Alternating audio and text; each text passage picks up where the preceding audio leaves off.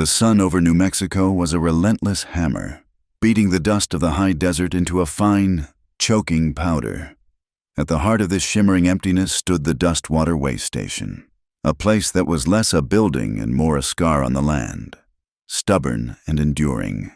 And at the heart of the way station was Evelyn McCrae, Eve, she called herself, though she felt less like the first woman and more like the last. Each day was a ritual etched in silence and sweat. She rose before the sun had a chance to claim its full tyranny, her movements spare and efficient. The rhythmic squeak of the pump handle as she drew water from the deep well was her morning hymn. The water, cool and precious, was life. She would fill the troughs for the horses, her own and any that might be left in her care, and the sound of their soft nickering was the only conversation she could count on. She mended tack with thread and all, her hands calloused and capable. They were not the hands of the woman she had been, the woman who had followed a man named Thomas into this wilderness with a heart full of foolish hope. Thomas was gone now. 2 years turned to dust, a memory as faint and shifting as a footprint in the sand. A bad business with men who rode with raven feathers in their hats had seen to that.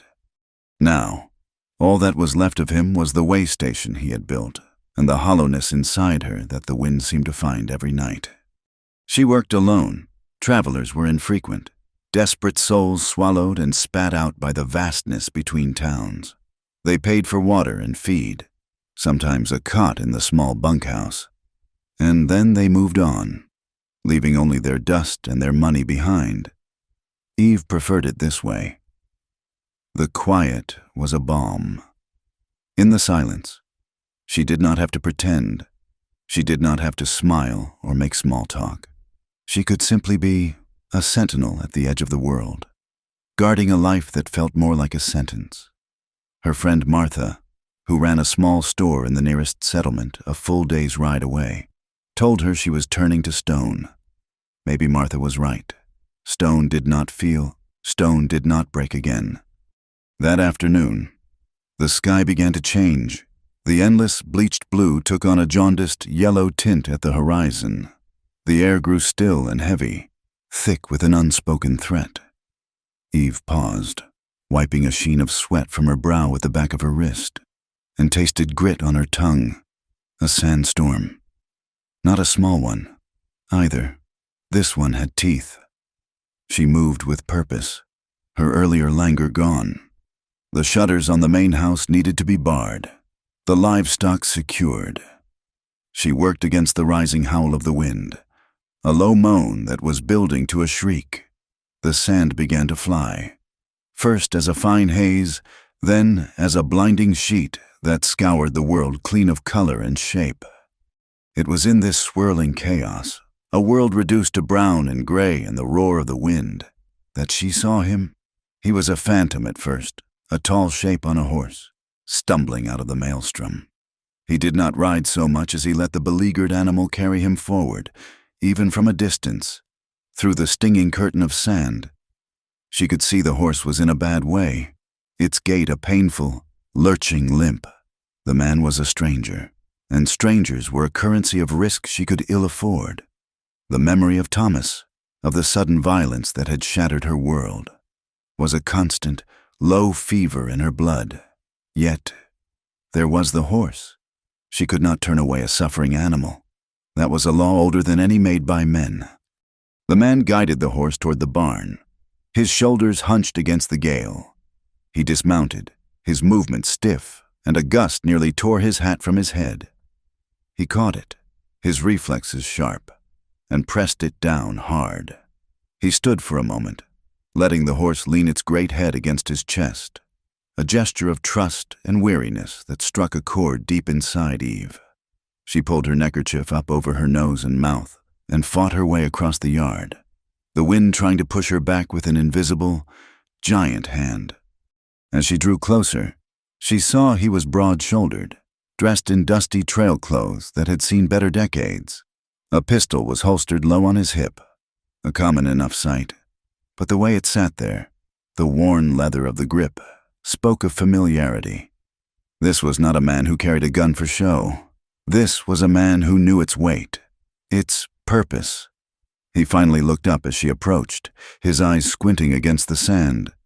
They were gray, the color of a thunderhead, and held a depth of exhaustion she recognized, for she saw it in her own reflection in the looking-glass each morning.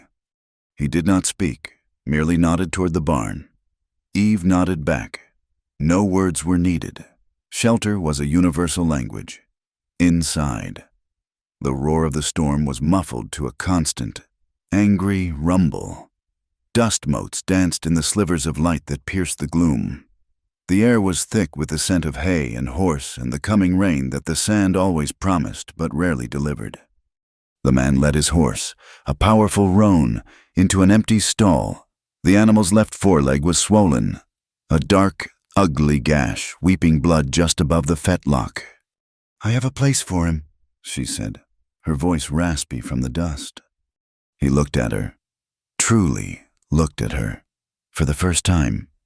He was younger than she first thought, perhaps 30, but his face was carved with hard lines. A faint, white scar cut through his left eyebrow, a permanent mark of surprise. He carried his own wounds. "He needs tending," the man said. His voice was a low baritone. "Rough like rock. He took a hit a few miles back, a rock slide." "I can see that. I have liniment and bandages." He gave a slow nod. "I would be grateful. My name is Colt Marin. Evelyn McCrae. Most call me Eve." He watched as she went to a small, dusty cabinet and retrieved her supplies. She moved with an economy of motion that he understood. It was the way of people who had to rely on themselves. There was no wasted energy, no hesitation. She returned with a bucket of precious water, a clean rag, and a jar of foul-smelling salve. She knelt by the horse without a word, her focus entirely on the animal. Colt stood back, his arms crossed over his chest, a silent observer. He watched her gentle hands as she cleaned the wound. Her touch firm but kind, the horse skittish and in pain, calmed under her administration, leaning into her touch. The storm raged outside, shaking the very bones of the barn. A particularly violent gust tore at the large double doors, and the heavy bolt that held them shrieked in protest. Eve looked up, her brow furrowed with concern. A length of thick rope used for hoisting hay bales was coiled on a nearby post. "If that bolt gives," she said, "we will lose the roof." Colt was moving before she finished the sentence. He grabbed the rope. "We can brace it, loop it through the handles and tie it to that main post." It was a two-person job. He took one door, she took the other. They worked in the dim, dusty light, the wind of physical force pushing against the wood. The sand found its way through every crack, a fine, gritty rain that covered everything. A sudden, ferocious blast of wind ripped the rope from Eve's grasp. It flew backward like a striking snake. Without thinking, Colt lunged, his hand shooting out to snatch it from the air. His fingers closed over the rough hemp, and over her hand, which had been just behind it. His skin was warm, calloused, and solid. Her hand was small and strong beneath his. For a heartbeat, the world stopped. The roar of the wind faded to a distant hum. The dust ceased its frantic dance. There was only the feeling of his hand covering hers, a simple human contact that felt as foreign and as momentous as a comet in the night sky. She looked up, her eyes wide, and met his gaze. In his gray eyes, she saw not a threat, but a mirror. She saw the same solitude, the same silent pain that she lived with every day. It was a look that knew of loss, of survival, of the long, quiet nights. It was the look of a man who was also a sentinel at the edge of his own world. He saw it in her, too. He saw the strength forged in sorrow, the resilience that had not yet hardened into bitterness. He saw a woman who had built a wall around her heart not out of malice, but for protection. It was a look that was utterly strange and yet terrifyingly familiar. He held her gaze for a moment longer than was necessary. Then, slowly, deliberately, he released her hand. The connection broke, and the world rushed back in, loud and violent. He said nothing. She said nothing. They finished their task, their movements synchronized as if they had done this 100 times before. They looped the heavy rope through the iron handles on the doors and pulled it taut, securing it around the massive central beam that supported the loft. The doors groaned, but held fast. The immediate danger had passed. They were safe. For now. Two strangers bound together by a storm. Colt went back to his horse, running a hand down its neck. Eve stood by the door, her own hand tingling where he had touched it. A profound loneliness, the kind she usually kept at bay with the endless labor of her days, washed over her. It was a hunger for something she had forgotten the name of, a desperate thirst for more than just the water she pumped from the ground. Outside, the desert was being remade, scoured and shifted by the wind. Inside the quiet of the stable, she wondered, with a tremor of fear and something that felt dangerously like hope, if she was too... The barn doors were secure. The world outside a symphony of howling wind and rattling sand. Inside, a fragile peace settled, heavy and thick as the dust in the air. A single lantern hung from a nail, casting long, dancing shadows that made the cavernous space feel both intimate and immense. The roan, now calm, lipped at some hay in its stall. Colt stood watching the horse, his posture rigid. A man braced for a blow that had already landed long ago. Eve saw the blood then, a dark line trickling from his knuckles. It was a small thing, a scrape he must have gotten on the rough wood of the door or the splintered main post. He seemed not to notice it, or perhaps not to care. In this place, small wounds were a part of the landscape, easily ignored until they festered. She had learned that lesson the hard way. "You are bleeding," she said. Her voice was quiet, but it cut through the low rumble of the storm. Colt glanced down at his hand as if it belonged to someone else. He flexed his fingers, watching the fresh bead of red well up.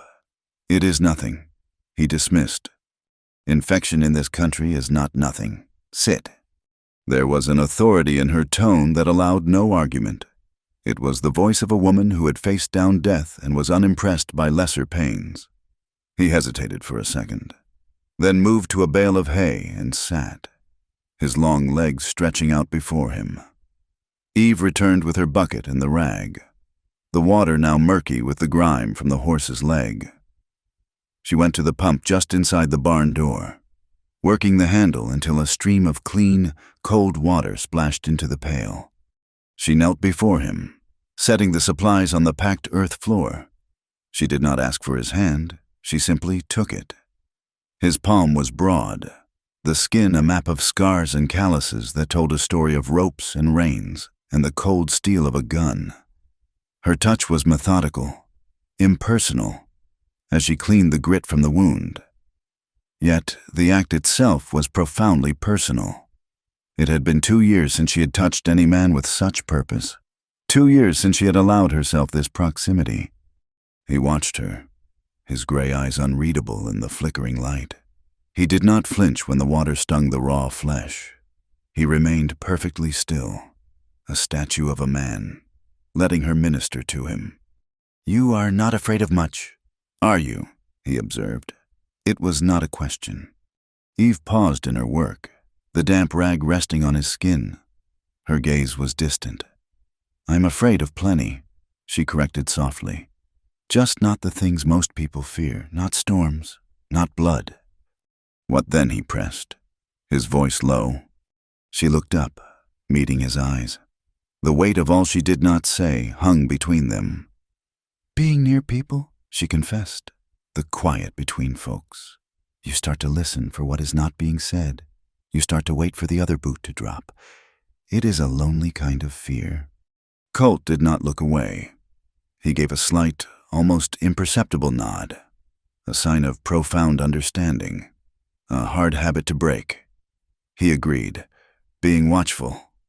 "You get so used to sleeping with one eye open, you forget how to close them both." Eve wrapped a clean strip of linen around his knuckles, her movements precise. She had once believed in the opposite of this feeling.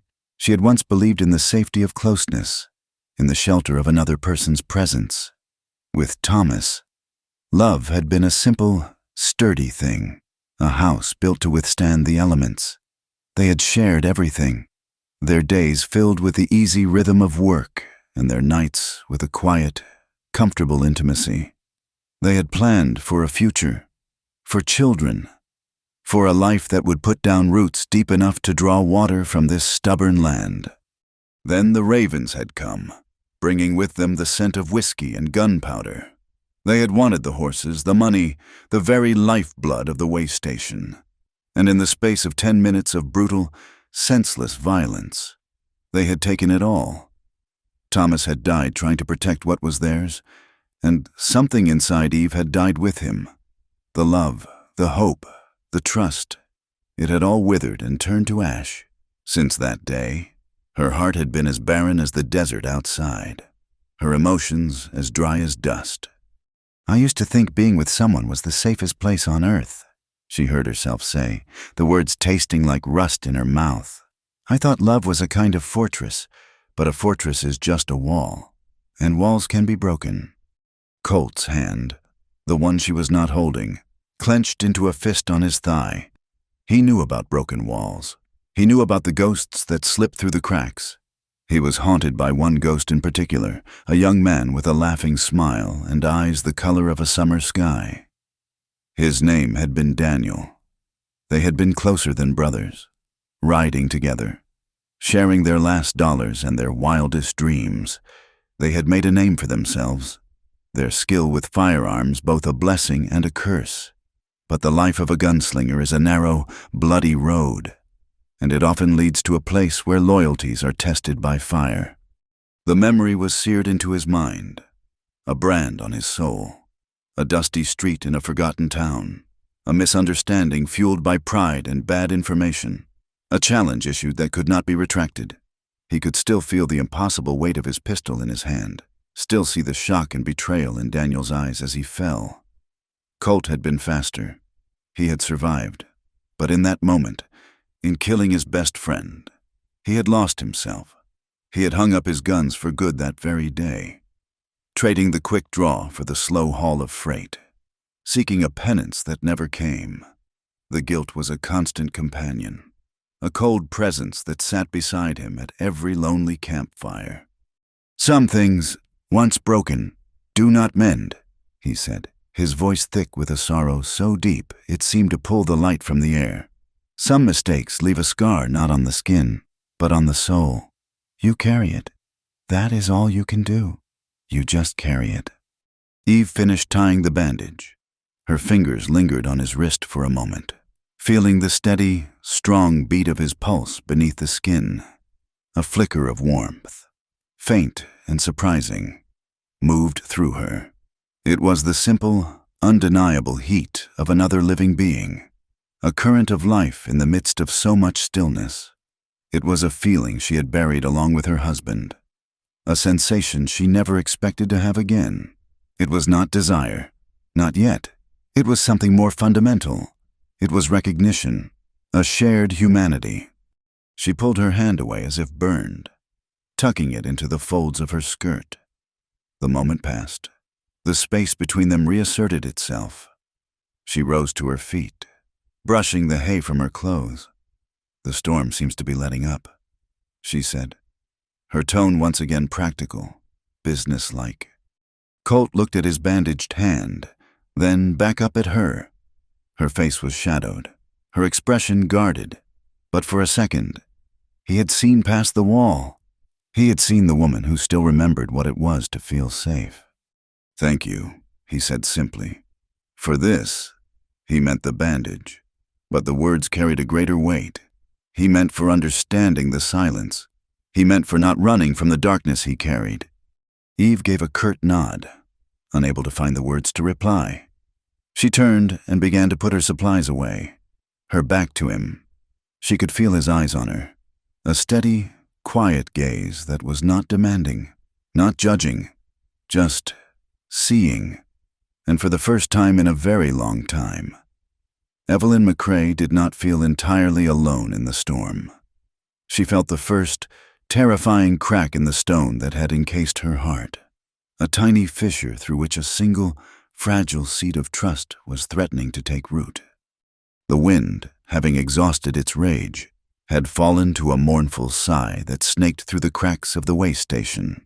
The sandstorm had passed, leaving behind a world washed clean and a sky of impossible clarity, filled with a million cold, glittering stars.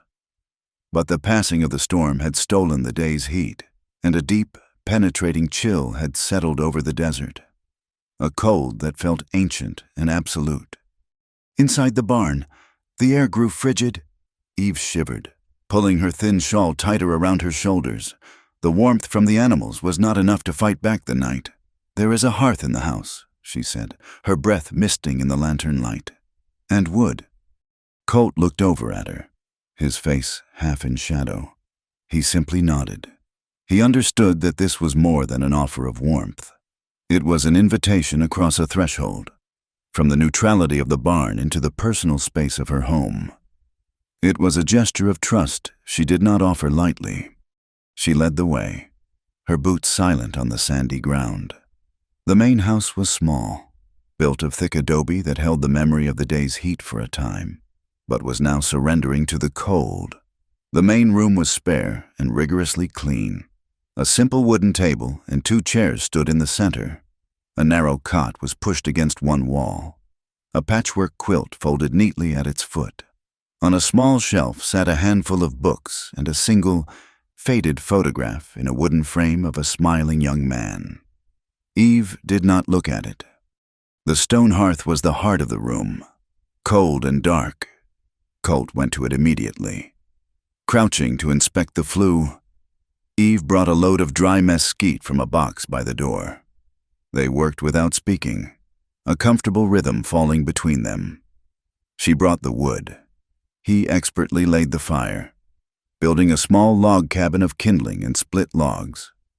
He struck a match, and the tiny flame leaped to life, catching the dry wood with a hungry crackle. Soon, a small, vibrant fire was pushing back the darkness and the cold. The light flickered across the room, painting the adobe walls in shades of orange and gold, making the shadows dance. It was the first real warmth Eve had felt in her home in a very long time. She usually made do with blankets, saving the wood for the direst cold. A fire for one seemed like a waste. A fire for 2. That felt different. That felt like a home. Colt gestured to the floor near the hearth. "Sit," he said. "Get warm." She sank to the braided rug before the fire, the heat a welcome blessing on her face and hands. He settled a respectful distance away, leaning back against the leg of the table. His long frame relaxed, but still possessed of a coiled stillness. The fire popped and hissed, the only sound in the room for a long while. The silence was not empty, as it usually was for Eve. It was filled with the shared experience of the storm, the quiet understanding that had passed between them in the barn. "Have you ever been afraid of the dark?" The question surprised her as much as it did him. It was a child's question, but she asked it with the gravity of an adult who knew the answer was not simple. Colt stared into the flames, his expression thoughtful. The firelight carved deep hollows under his cheekbones. "No," he said finally, his voice a low rumble that seemed to come from the floorboards. "I do not fear the dark itself. I am only afraid when there is no one in it to trust." His words landed in the quiet room with the force of a physical blow. He had taken her simple question and uncovered its true, aching heart. Her fear was not of the absence of light, but of what lurked there, of the violent intrusion that had shattered her life. His fear was different, more insidious.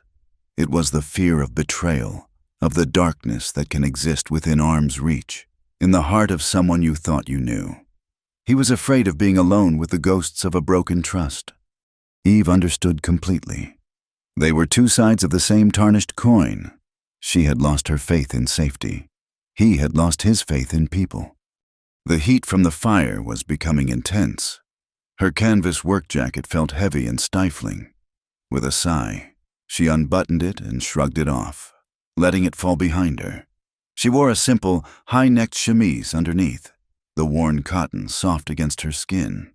As she turned back toward the fire, the flickering light caught the pale, silvery tracery of a scar on her collarbone, a thin, jagged line that disappeared beneath the fabric of her shift. It was an old wound, long since healed, but its presence was a permanent testament to the night she had lost everything. Colt's eyes flickered to the scar, and his gaze softened with a deep, aching empathy. He did not ask. He did not need to. He knew it was a part of the story she had told him in the barn, a chapter written in pain. He looked at it for only a moment, then met her eyes, his own full of a quiet respect that honored her survival without demanding her history. In his silence, he gave her more comfort than anyone had with their pitying words. He saw her wound, and he was not afraid of it. A profound shift occurred inside her then, a loosening of something that had been knotted tight for 2 years. This man, this stranger who had stumbled out of a storm, saw her. He saw the walls, the wounds, the fear, and he did not turn away. He simply sat with her in the quiet warmth, offering his presence as a shield against the cold. The fortress around her heart, already cracked, began to crumble. The vulnerability was terrifying, but the thought of rebuilding the wall was unbearable. She had to know. She had to ask. Her voice, when it came, was no more than a breath of air, a whisper of smoke in the firelight, so quiet she was not sure she had even spoken it aloud. "Where should I undress?" The question hung between them, shimmering and fragile. It was not about her chemise or her skirt. It was about the layers of grief and fear and solitude she had wrapped herself in for protection. It was about the armor of her soul. She was asking him for permission, for a map, for a safe place to finally lay down her weapons and be seen. Colt did not move. He watched her, his expression unreadable for a moment. Then, a slow, gentle smile touched the corners of his mouth. It was not a smile of victory or desire. It was a smile of pure, unvarnished kindness. It was the saddest, most beautiful smile she had ever seen. He did not look at her body. He looked directly into her eyes, holding her gaze as if she were the most precious thing in the world. His voice was as low and warm as the embers in the hearth. "Anywhere you feel safe." The words were a key turning in a lock that had been rusted shut. He was not claiming her, or pushing her, or taking anything from her. He was giving. He was giving her back her own power, her own judgment. He was telling her that the safe place was not a location he could point to, but a feeling she had to find for herself. And in that moment, in the gentle glow of the firelight, with the weight of his understanding gaze upon her, Evelyn McCrae realized with a sudden, breathtaking clarity that the safest she had felt in 2 years was right here, right now, with him. Eve woke to a world transformed, a soft, clean light, the kind that only follows a storm, poured through the dusty panes of the window, filling the small room with a gentle luminescence. The fire had burned down to a bed of glowing, orange embers that pulsed with a quiet, fading warmth. The air was still and cool and smelled of damp earth and clean sand. For the first time in 2 years, she had slept through the night without the familiar ghosts coming to sit at the edge of her cot. She sat up, the patchwork quilt pooling around her waist, and looked across the room. Colt was not there. For a disorienting moment, a pang of something sharp and cold, like disappointment, shot through her. Then she saw the faint indentation on the braided rug before the hearth, and the single blanket she kept on a peg by the door, folded with a neatness that spoke of military precision or a life lived out of a bedroll. He had taken the floor, leaving her the comfort of the bed. The gesture was a quiet echo of his words from the night before, a simple act of respect that resonated deeper than any grand pronouncement. She found him in the barn. He was standing with his roan, murmuring to the animal in a low, soothing voice as he ran a brush over its powerful flank. He had already pumped fresh water and refilled the hay. He turned as she entered, the morning light from the open barn door catching the silver in his hair at the temples. He offered a small, hesitant smile. It changed his entire face, softening the hard lines and letting a hint of the man he might have been shine through. "Good morning," he said. "Morning," she replied, her voice a little husky. She went to her own mare, grabbing a brush and beginning the familiar, rhythmic strokes of her daily routine. They worked in a comfortable silence. The only sounds the swish of the brushes, the soft snorts of the horses, and the chirping of a lone sparrow that had taken shelter in the rafters. "The storm left its mark," he said after a while, nodding toward the corral. A section of the fence was down, the posts leaning at a drunken angle. The roof on the lean-to looks like it lost some shingles too. Eve sighed, looking at the damage. It always leaves something behind. Another chore, another fight to keep this place from being swallowed by the desert. "We can fix it," he said. It was not a question or an offer. It was a statement of fact. The day unfolded in a rhythm of shared labor. They started with the fence. Colt dug the new post holes with a strength and efficiency that made the hard, sun-baked earth seem pliable. Eve followed, setting the heavy posts and tamping the dirt around them until they stood firm and true. He had a way of anticipating her needs, holding a post steady just as she reached for the hammer, having the next rail ready before she had finished securing the first. She, in turn, knew where every tool was, every spare nail, every length of wire. They moved around each other with an unspoken understanding, a fluid grace that felt less like two strangers working together and more like a long-practiced partnership. By midday, the sun was high and warm, and the fence was mended, stronger than it had been before. They moved on to the roof. It was a more precarious job, but Colt climbed onto the low slope with the agility of a cat, his worn boots finding sure purchase. He called down instructions, and Eve passed up the shingles and the nails.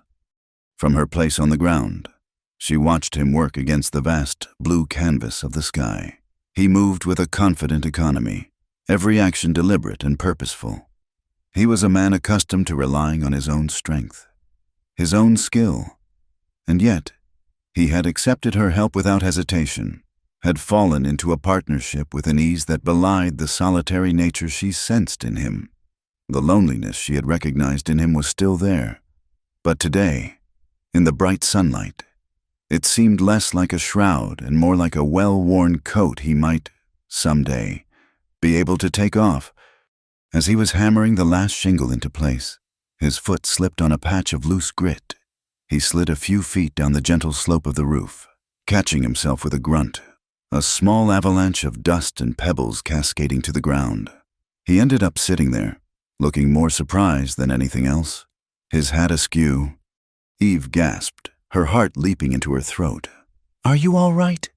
He looked down at her, a slow, sheepish grin spreading across his face. He pushed his hat back into place. "I am fine. The roof, however, might have a new dent in it." And then it happened, a sound she had not heard in her own home for 2 years, a sound she had forgotten how to make. Laughter. It started as a small bubble in her chest and rose up, spilling out of her in a clear, bright peal. It was rusty and a little uncertain at first, but it was genuine. His grin widened, and he let out a low chuckle in response, a deep, rumbling sound. For a moment, they just looked at each other, one on the roof and one on the ground, sharing a pocket of pure, unadulterated joy. The sound of their combined laughter felt like a miracle, a spring of fresh water bubbling up in the driest, most barren part of her soul. The moment passed, leaving a warm afterglow. The world seemed sharper, the colors more vibrant. Colt climbed down, and the easy camaraderie of the morning settled back over them. But something had changed. That shared laugh had been a bridge, a connection forged not in shared sorrow, but in a simple, shared moment of humanity. Later that afternoon, after a quiet meal of beans and stale biscuits that tasted better than any feast, Colt went to check on his horse. He led the roan out of the barn and into the sunlight of the corral. Eve stood by the fence, watching, her arms resting on the top rail. The horse took a few tentative steps, favoring its injured legs slightly. Then, as if realizing its own strength, it straightened and walked forward, its gait smooth and even. The limp was gone. Colt ran a hand down the horse's powerful neck, a look of profound relief on his face. "He will be ready to ride by tomorrow," he said, his eyes on the horizon. The words, meant to be good news, landed like a stone in Eve's stomach. Tomorrow. Of course. He was a traveler, a man in motion. This way station was just that, a station, a temporary stop on his journey.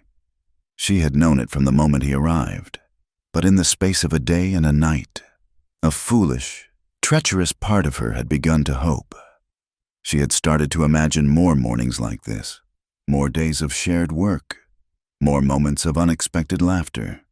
The thought of the silence returning, deeper and more profound now that she had known this alternative, was a physical ache in her chest. She wanted him to stay.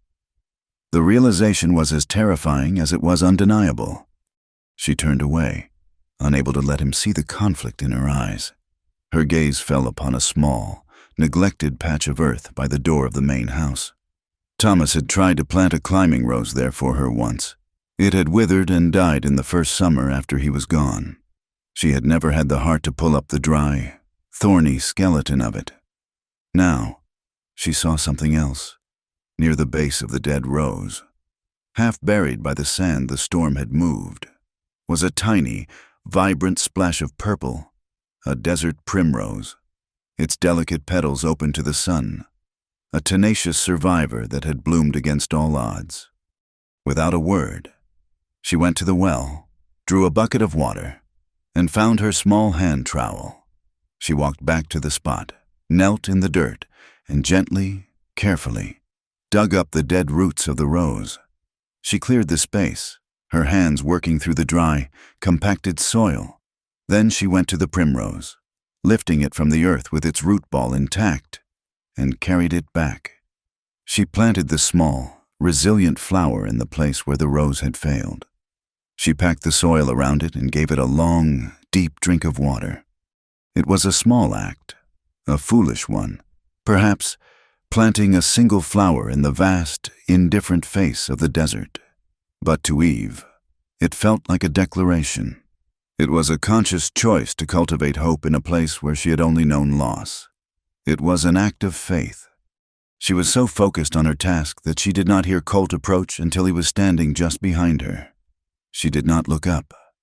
She could feel his presence, a steady warmth at her back. He did not speak for a long time. He simply stood there, watching the small, purple flower drink in the water, a tiny spot of life against the adobe wall. "Everything," he said finally, his voice soft, "deserves a chance to grow." Eve looked up at him then, her hands covered in dirt, her heart full of a fragile, terrifying new beginning.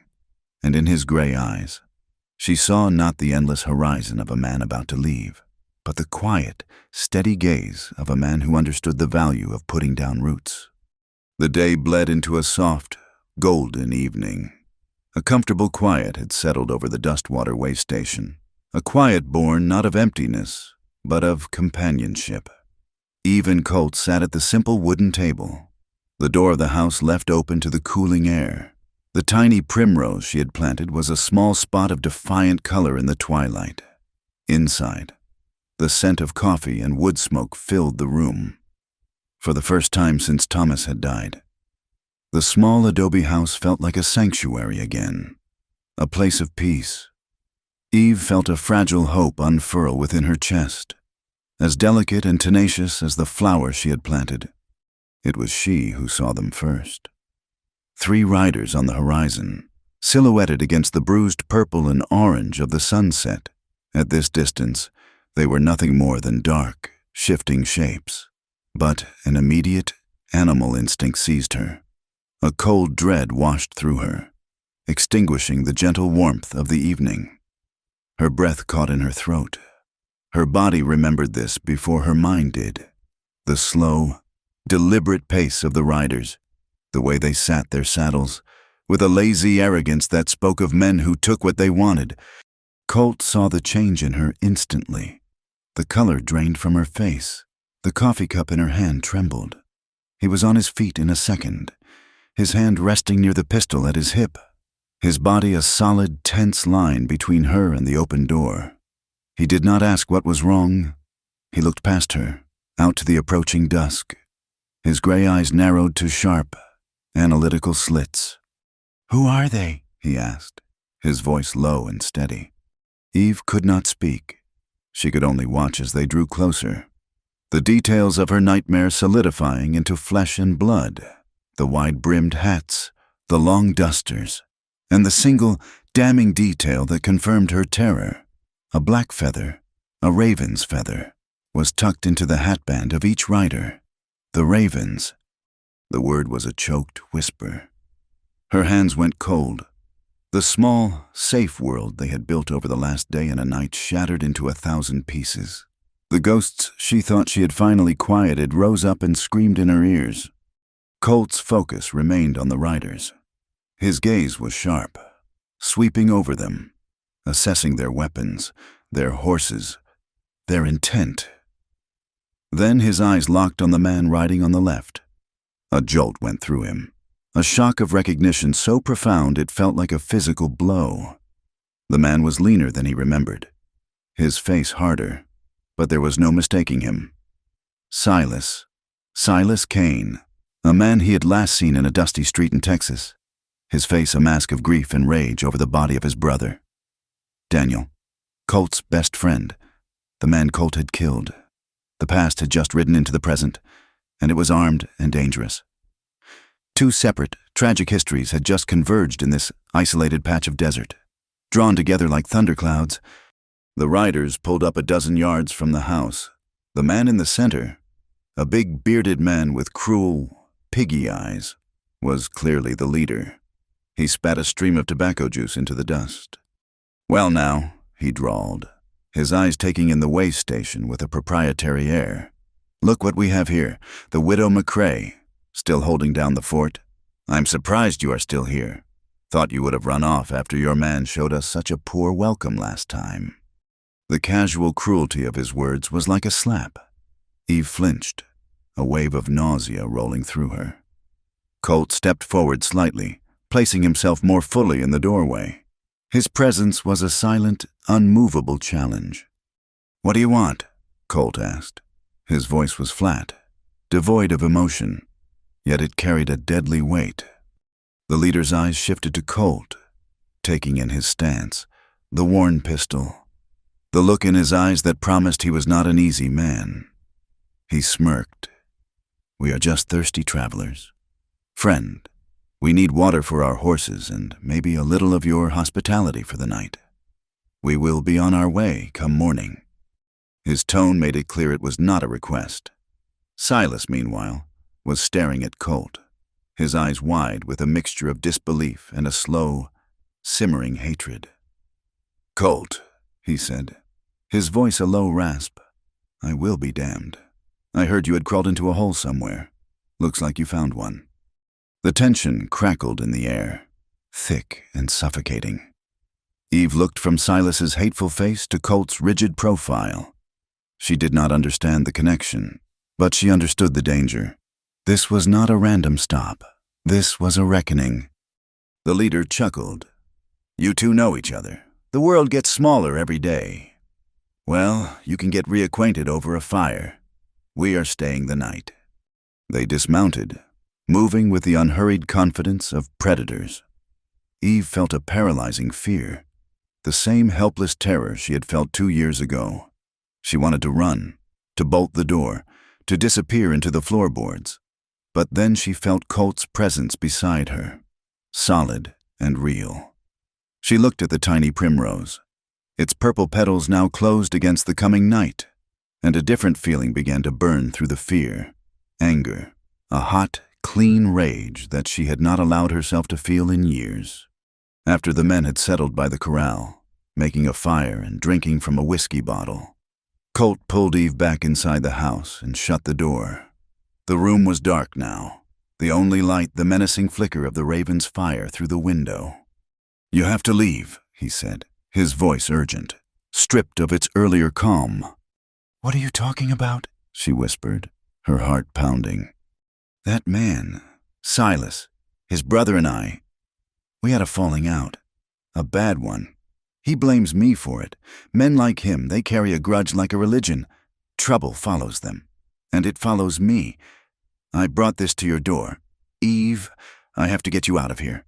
Or I have to leave. I will draw them off." His words were born of a deep, agonizing guilt. He saw himself as a curse, a catalyst for violence. In his mind, leaving was the only honorable act, the only way to protect this small pocket of peace he had found with her. To stay would be to risk her life for his own selfish desire for connection.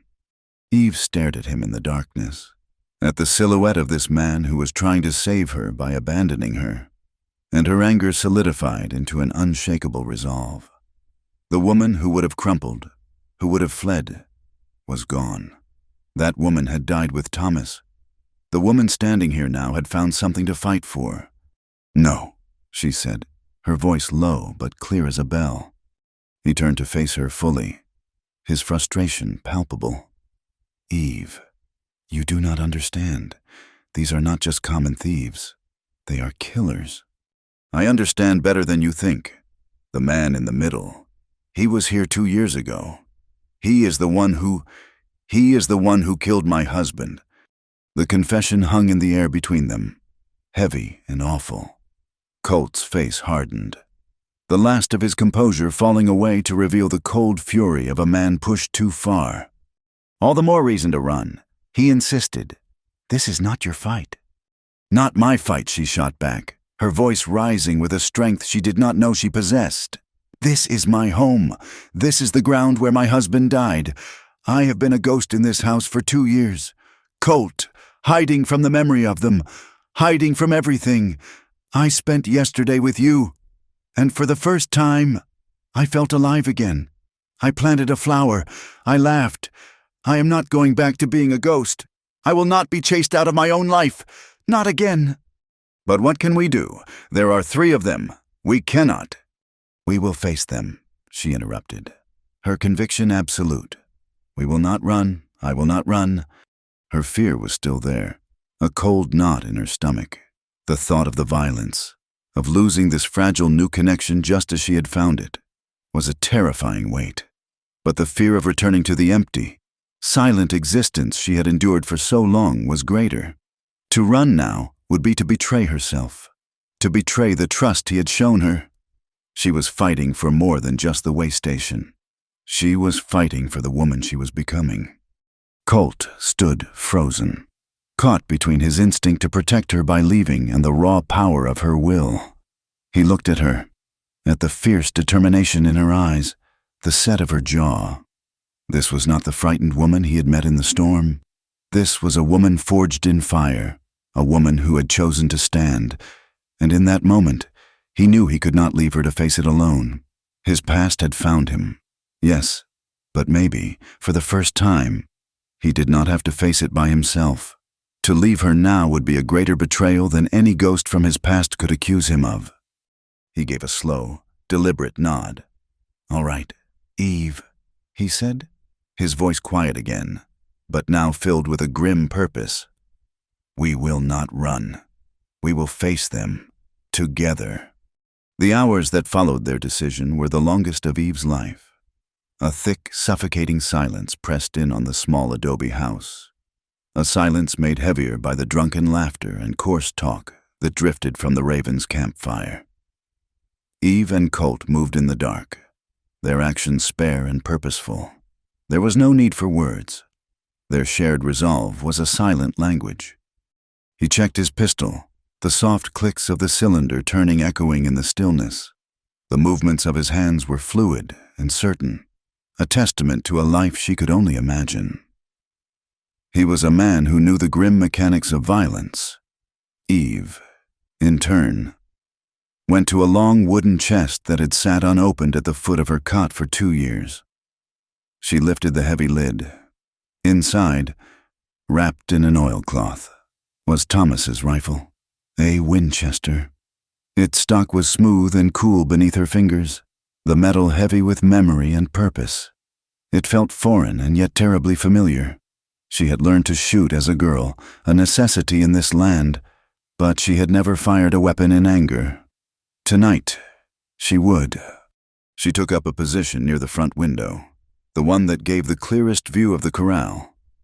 Colt stood by the door, a phantom in the shadows. They waited. The moonless sky was a black velvet cloth, and the air grew heavy, pregnant with an unspoken energy.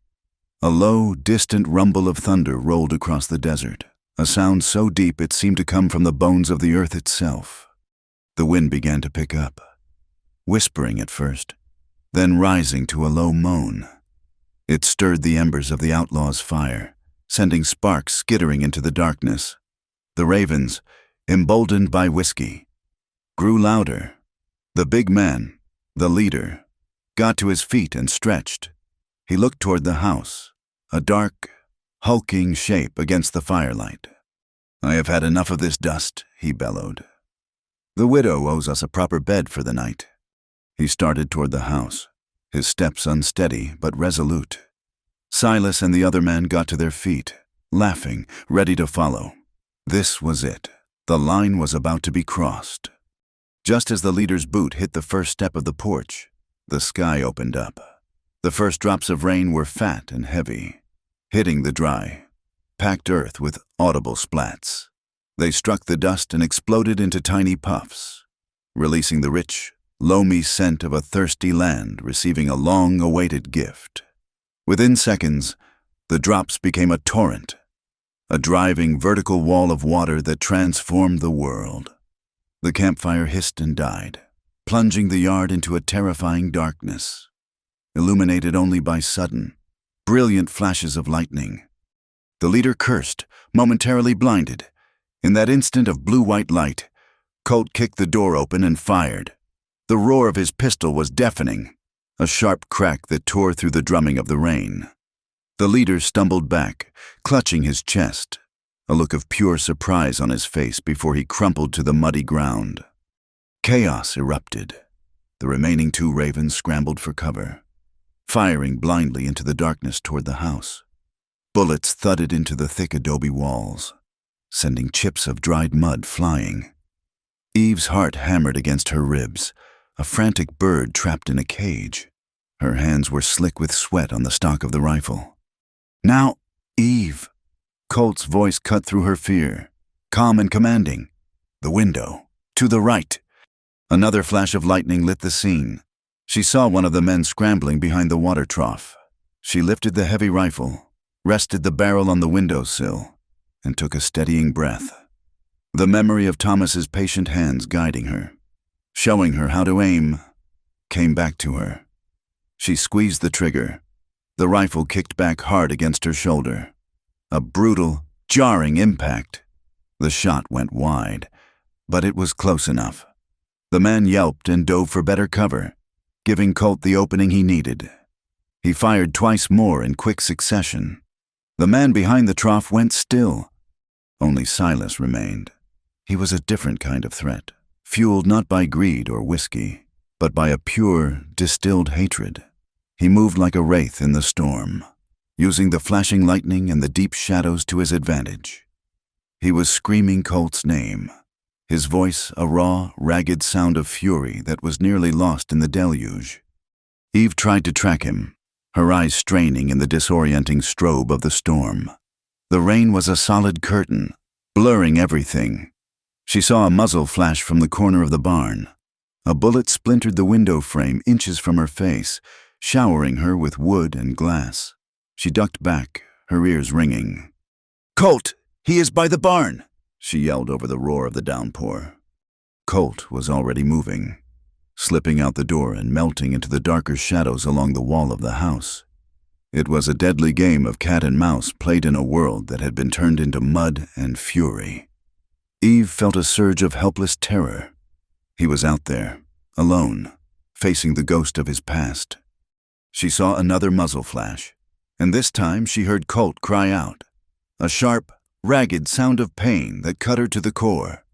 He staggered but did not fall, pressing himself back against the adobe wall. He was hit. A cold, clear rage pushed aside her fear. This man, Silas, would not take anyone else from her. Not on this ground. She moved to the doorway, the rifle in her hands. The rain plastered her hair to her face and soaked her clothes in seconds, but she did not feel the cold.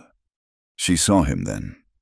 Silas was breaking from the cover of the barn, charging toward Colt's position, his pistol raised, ready to finish it. He was a demon in the storm, his face a mask of triumphant rage in the next flash of lightning. Colt was trying to bring his own weapon up, but his left arm was useless, his side soaked in a dark stain that was not just rainwater. He was too slow. He would not make it.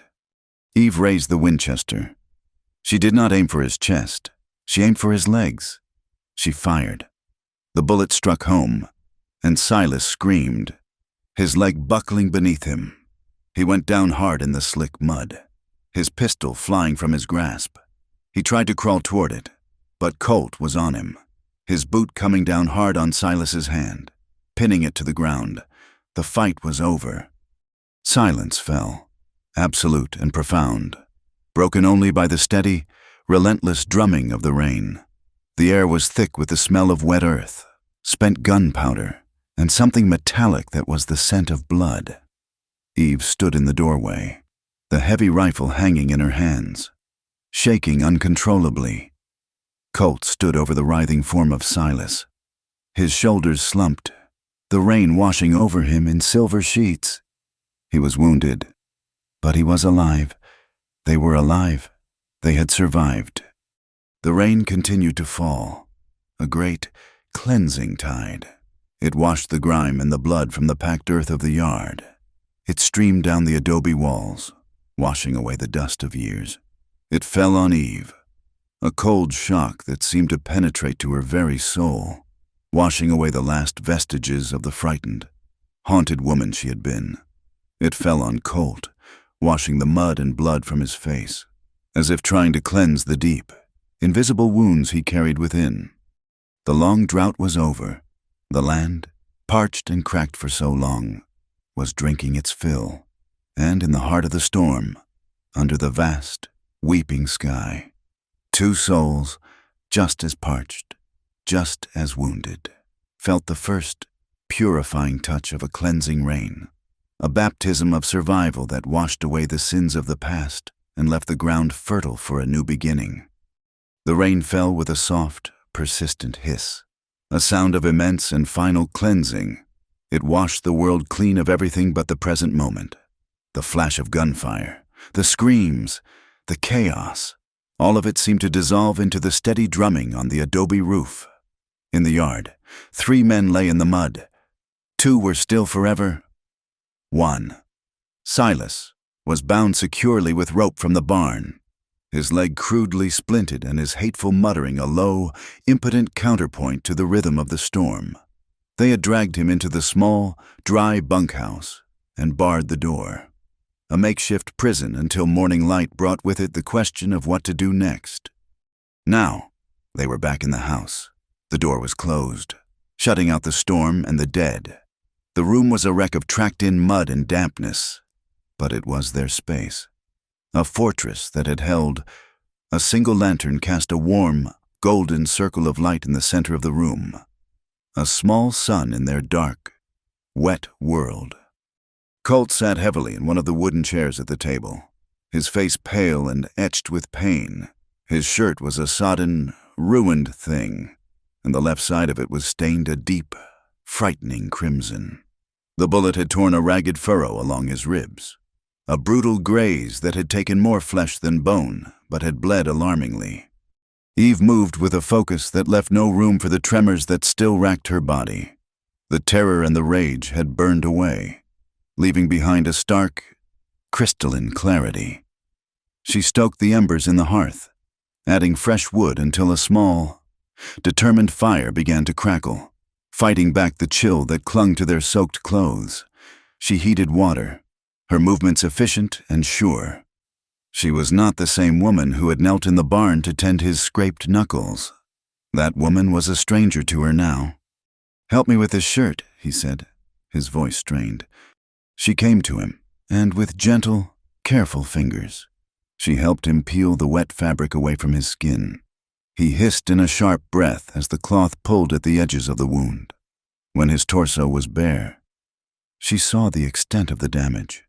The wound was angry and raw, but the bleeding had slowed. She also saw the landscape of his life, written in a language of scars, the faint, silvery lines of old knife wounds, the puckered circle of a bullet hole long since healed on his shoulder, a map of violence and survival. Each mark was a ghost, a story he carried. She brought the basin of warm water and clean cloths. Her touch was infinitely tender as she cleaned the wound, her fingers tracing the edges of the raw flesh, washing away the blood and the grime of the fight. He sat perfectly still under her hands, his head bowed, his breath coming in slow, controlled measures. The only sound in the room was the spit and hiss of the fire and the soft murmur of the rain. He had given his body over to her care, an act of trust more profound than any words. She worked in silence, her mind a quiet, empty space. She was aware only of the task at hand, of the warmth of his skin beneath her fingers, of the steady, reassuring rise and fall of his chest with each breath. He was alive. He was here. That was the only truth that mattered. When the wound was clean, she applied a poultice of herbs that she kept for the horses, a bitter-smelling but effective remedy, and then wrapped his ribs tightly with clean strips of linen, her knots firm and secure. When she was finished, she did not move away. She remained kneeling before him, her hands resting lightly on the white bandage that circled his chest. The warmth of his body seeped into her palms. She looked up at his face. His eyes were closed, his dark lashes stark against his pale skin. He looked exhausted, vulnerable, and more human than she had ever seen him. He opened his eyes and looked down at her. The gray depths held a universe of unspoken things, gratitude, sorrow, and a weariness that went bone deep. He had faced the ghost of his past and had survived, but the encounter had cost him. "You told me," she began, her voice barely a whisper, her words catching in her throat. "You told me I could undress anywhere I felt safe." He watched her, his expression softening, a deep, aching tenderness welling in his eyes. She had to ask, she had to know. "What about you, Colt? Where is it safe for you?" He did not answer for a long moment. He simply held her gaze. A silent conversation passing between them that spoke of shared battles and a shared future that had, against all odds, suddenly become a possibility. He reached up with his good hand, his fingers gently touching her cheek, his thumb stroking the line of her jaw. His touch was a question, a comfort, a quiet revelation. "Right here," he said, his voice a low, rough murmur that was for her alone. He swallowed, the effort visible. "It was safe for me the moment you trusted me enough not to run, when you chose to stand with me. All my life, I have been the kind of man good people run from. I brought trouble to your door. Eve, and you did not hide. You stood your ground. You trusted me." His confession was the final brick falling from the wall around his own heart. His safety was not a place. It was an act of faith.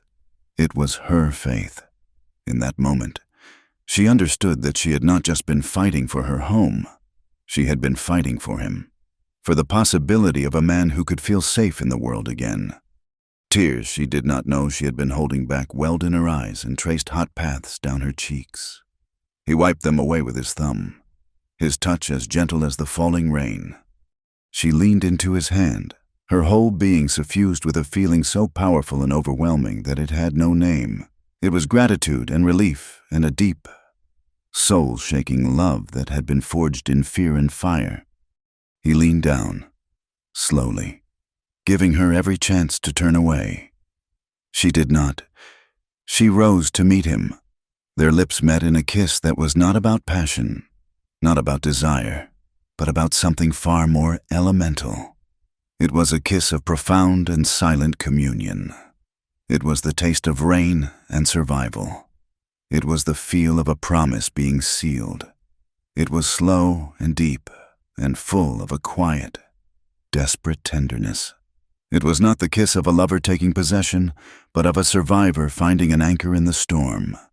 It was not about lust. It was about salvation. When they finally broke apart, they remained close, their foreheads resting against each other. The fire crackled. The rain fell. The world outside, with its dead men and its uncertain future, could wait. In this small, warm circle of lantern light, they had found their center. They had both believed, in their own ways, that love was something you went out and found, a treasure to be discovered at the end of a long and lonely road. But they were wrong. They were beginning to understand that sometimes love was not about the finding. It was about the staying. It was about the terrifying, courageous, and profound act of choosing to stand your ground, to face the ghosts of the past, and to build a shelter for another soul, right in the heart of the storm. The weeks that followed the storm were a time of quiet miracles. The great cleansing rain had done more than wash the blood from the soil. It had awakened something dormant in the land. Tiny, tentative green shoots pushed up through the sand, and the air, for the first time in Eve's memory, lost its sharp, dusty edge and carried the sweet, promising scent of life. The desert was breathing again, and so was the Dustwater way station. The change was slow, almost imperceptible at first, but it was real. The place had a different feel, a new heart. It was no longer a place of grim survival, but one of quiet restoration. The news of what had happened that night traveled the way all news did in the West, on the wind and the tongues of travelers, and the story that settled was one of righteous justice. The ravens were a plague, and their end was a blessing. Sheriff Dalton rode out from the nearest town a few days after the storm. He was a man baked by the sun, his face a roadmap of wrinkles and his eyes a faded blue. He looked at the fresh mounds of earth in the distance, at the repaired fence, and at the man with the haunted gray eyes who stood quietly beside Evelyn McCrae. He took in the resolute calm on the face of Eve, a woman he had known only as a skittish, grieving widow. He took Silas Kane into custody, listened to the story with a few grunts and nods, and declared the matter closed. Before he left, he looked at Colt, a long, appraising stare. "I have heard of you," the sheriff said, his voice like grinding stones. "I heard you put your past behind you. A man deserves that chance." He tipped his hat to Eve. "It seems this place has found its feet again," he remarked, and then he rode away, leaving them to the quiet peace of their new life. Colt stayed. There was no discussion, no formal agreement. He simply did not leave, and she did not ask him to. He became as much a part of the way station as the well and the barn. His wound healed, leaving another pale scar along his ribs, another chapter in the story written on his skin. But this scar was different. It was a mark not of loss, but of a battle won, of a life defended and reclaimed. He was a natural and calming presence. He had a way with horses that was like a whispered conversation, and a skill for mending things that seemed to extend beyond wood and leather to the weary spirits of the travelers who began to stop more frequently. They were a different sort of visitor now, not just merchants in a hurry or prospectors with fevered eyes. but families who had lost their way. Solitary riders seeking a moment of peace. People who seemed to instinctively understand that Dustwater was more than just a place to water their horses. It had become a sanctuary. Their life together fell into a rhythm as steady and comforting as a heartbeat. They would rise before the sun, sharing coffee in the quiet coolness of the dawn. They worked side by side, their movements a practiced and easy dance. He would mend a broken wagon wheel while she cooked a pot of stew for a hungry family. She would tend to her small but expanding garden while he guided a traveler on the safest route through the canyons. The love between them was a quiet, sturdy thing. It lived not in grand declarations but in the small, everyday acts of care. It was in the way he would place a cup of hot coffee by her side before she had even asked for it. It was in the way her hand would find his for a brief, reassuring squeeze as they watched the sun set. It was in the long, comfortable silences that were no longer filled with fear or loneliness, but with a deep and abiding peace. The ghosts of their pasts had not vanished entirely, but their voices had grown faint, their power diminished by the simple, profound reality of the present. One afternoon, as a warm, golden light settled over the desert, Eve found herself alone in the main house. A family they had sheltered for 2 days had just departed, their wagon filled with fresh water and their faces filled with renewed hope. Colt was in the corral, his low voice a soothing murmur as he tended to a lame horse. Eve went to the small wooden desk where she kept the way station's accounts. Beneath the ledger was an older book, a journal bound in cracked leather. It was Thomas's. She had not been able to open it since he died. Today, she did. His familiar, neat script filled the pages with notes about the weather, the price of feed, his plans for the future. A wave of sorrow, gentle and bittersweet, washed over her. It was a clean grief now, a memory of love that no longer had the power to break her. She turned the pages until she came to the last entry he had ever made. Then, she turned one more. The page was blank, a clean, empty slate. She picked up a pen, dipped it in the inkwell, and felt the weight of the moment. She was not erasing the past. She was adding to it. She was writing the next chapter, her own chapter. Her hand was steady as she wrote. He told me I could undress anywhere I felt safe. I chose to undress my soul. She set the pen down. The words on the page were a quiet testament to the long, difficult journey she had taken from the depths of a silent, lonely desert to this place of profound and shared safety. She looked out the window. The sun was a fiery orb, sinking toward the horizon, painting the sky in strokes of rose and gold. And the desert, the great, empty wasteland that she had once seen as her prison, was transformed. The rains had brought forth an impossible, vibrant life. Her small primrose had not only survived, it had spread. A small, tenacious colony of purple blossoms climbing the adobe wall. Beyond the fence, tiny wildflowers, yellow and white and blue, dotted the landscape, a fragile tapestry of color against the red earth. The desert was blooming. It had been reborn. She felt a presence beside her and turned to see Colt standing there. He did not speak. He simply slipped his arm around her waist and pulled her close. They stood together, watching the last of the sun disappear, leaving the sky to the stars. The air was cool and sweet. A profound peace settled over them, a peace that was not the absence of trouble, but the presence of a steadfast, unwavering trust. In the heart of the vast and silent West, two solitary souls had found their truest shelter, not in a place, but in each other. Thank you for listening to our story. Please comment with where you are listening from so we can all connect, and do not forget to subscribe to our channel Wild West Night, like the video, and press the hype button to help more people hear this tale.